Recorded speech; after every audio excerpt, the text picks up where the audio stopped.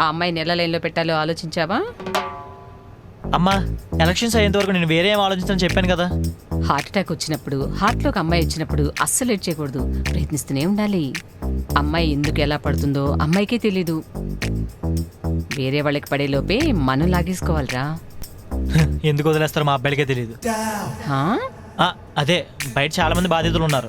ఏమురా, అమ్మాయి మాత్రం నాకు కోడలుగా రావాలి అంతే. సరే అయితే ఎలా పడేయాలో కూడా నువ్వే ఐడియా ఇవ్వు.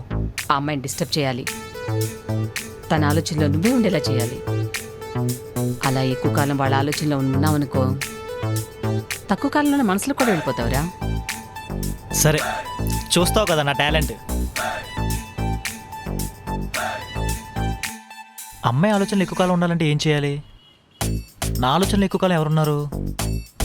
శివగాడు. ఆ రోజు నన్ను తిట్టిన తర్వాత ఎక్కువ కాలం నా ఆలోచనలు ఆడే ఉన్నాడు. అంటే మనం ఎవరైనా తిడితే వాళ్ళ ఆలోచనలు ఎక్కువ కాలం ఉంటాం అనమాట. సరే.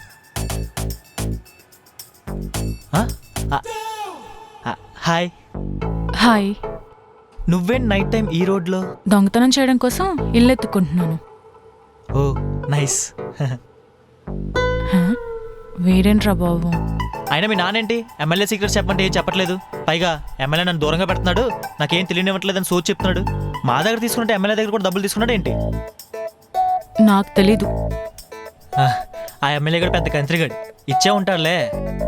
ఒక పార్టీ దగ్గర ఓటికి నోటు తీసుకున్నాడు, ఇంకో పార్టీ దగ్గర తీసుకోవడానికి గ్యారంటీ ఏంటి? వర్కౌట్ అయినట్టుంది. అమ్మాయి ఆలోచనలో ఉండాలంటే అమ్మాయితో మాట్లాడాలి, లేదా అమ్మాయిని పొగడాలి, అంతేగాని వాళ్ళ నాన్న తిట్టడం ఏంట్రా? నువ్వు ఇలా సగం సగం చెప్పి పంపితే అలానే ఉంటుంది, పూర్తిగా చెప్పి పంపాలి కదా.